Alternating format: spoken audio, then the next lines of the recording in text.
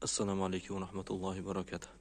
Sizlar bilan biz hozir Kembrij shahridamiz, Angliyani mashhur masjidlaridan bittasi Eko masjid deydi. Bu masjidda nimasi mashhur? Nimasi bilan mashhur desa, juda ko'pna yeri mana yog'ochdan yasalgan va bu masjidda svet ishlatilmagan, lampochka deganim. Lampochka degan narsani o'zi ishlatilmagan hisobda tashqaridan nur kirishlik evaziga xonamon-onaqa bemalol yoriq. Masjid juda chiroyli. Bu joy alohida ayollarga orqada namoz o'qishlik uchun. Masjidda o'zida mana kitob qo'yiladigan yerlari menga juda yoqdi. Lekin qizig'ini xudo olsa videoda oxirida yana ko'rsataman. Men uchun qiziq bo'lgan narsalardan kitob qo'yiladigan joylari. Masjid qaranglar, juda chiroyli.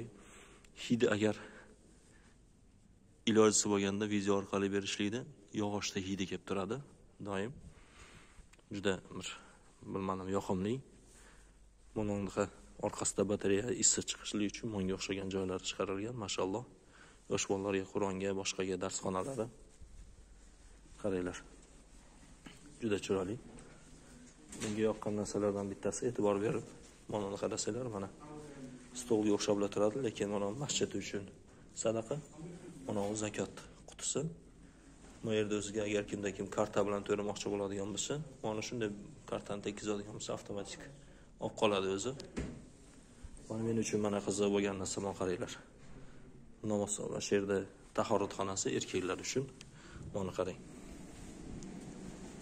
Kirganingizda alohida mana invalidlar uchun, yosh bolalarda kiyimini almashtirsa, g'usl qilsa bo'ladigan joy. Va mana qaranglar. Kiyinadigan joylari mana xolasiz beshilkalarda. Mana tahoratxona. Hamma yeri chustительный. Mana. O'tirib, menga yoqqan narsalari mana qarang. Qo'lni mana quritadigan narsa. Buni esa oyoqda o'zini, oyoq kiyimda oladigan bo'lsangiz, oyoqda o'zini quritadi. Mana. Mashinaga o'xshagan narsalar mana qaranglar.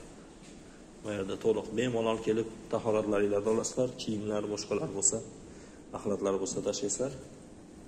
Mana oyoqda quritadigan joylarigacha. Masjid juda chiroyli qurilgan.